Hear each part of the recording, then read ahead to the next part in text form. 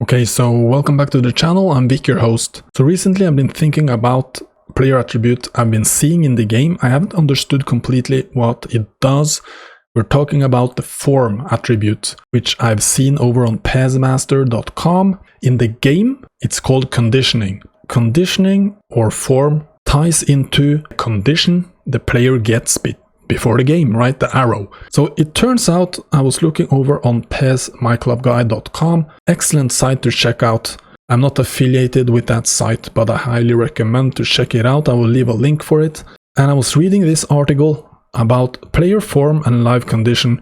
Obviously, this is content that is aimed towards my club primarily, but of course it will also apply if you play online divisions or any kind of friendly mode. So basically, just to give you a quick introduction to this, we have form or conditioning, depending on where you look, which is a rating from 1 to 8, where 8 is the highest.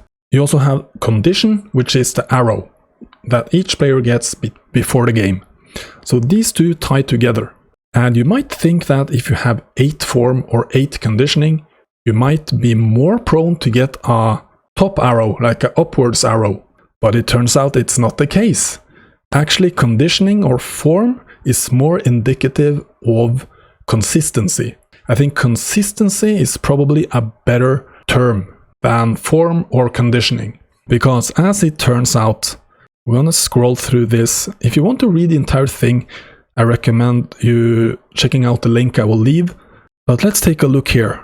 So basically he's referring to a Japanese blogger. He's also linked to the blog, but it's in Japanese, so I won't open that. But basically he did an experiment where he tested the form attribute of a player and how it influences the probability of red, orange, yellow, green or blue arrow. Basically the condition, right? The arrow condition throughout 100 games, and he made a chart. And obviously this is only 100 games, so it won't be accurate, but you will see a clear trend here. On this axis right here, you have the form or the conditioning from 1 to 8. And then down here, you have the number of games, 100 games. And then you can see each condition arrow and how often the player got it.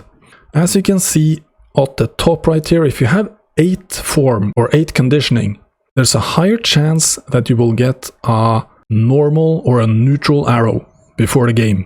So this kind of player will perform very consistently. He will rarely have bad conditioning. While at the bottom, you will see that if you have one form, he will vary a lot. There will be a greater chance that he has good condition before the game, but also a higher percentage of bad condition.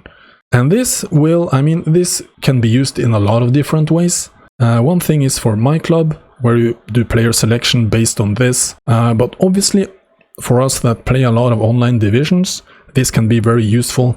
Because if you use PESmaster.com and do the advanced search over there, you can take a look at each team and you can filter by form or the conditioning attribute. And you can get a quick glance of how many players have high form. And I think that it could be very useful, because even though it's nice to have players in good condition with green arrows, I think the advantage you get there, you lose it in the games where you have the same players on bad condition and you have to swap them out. Overall, I think it's much better to have your starting 11 with the high form attribute. I'm thinking everything above 5 should be pretty good, because then it will be a very small probability that you will have orange or red arrows before the game, and that will allow you to field a consistent starting 11. You will be able to play your tactics, you don't have to swap out your starters all that much. And I think over the course of an entire season, over 10 games, I think this can matter a lot. Basically be the difference between winning 6 games or 5 games, or even like 7 games or 5 games. If you're able to start your starting 11 and play your tactics with the starting 11 you want to have, if you've chosen a team where you see that the top players have good form attributes, I think it really can help you out. And that's why I want to share this with you. Maybe you already knew, but I wasn't aware of the correlation. If you found it useful, check out the link to read a little bit more about it. over on this website. And yeah, thanks so much for watching, and I'll see you in the next one.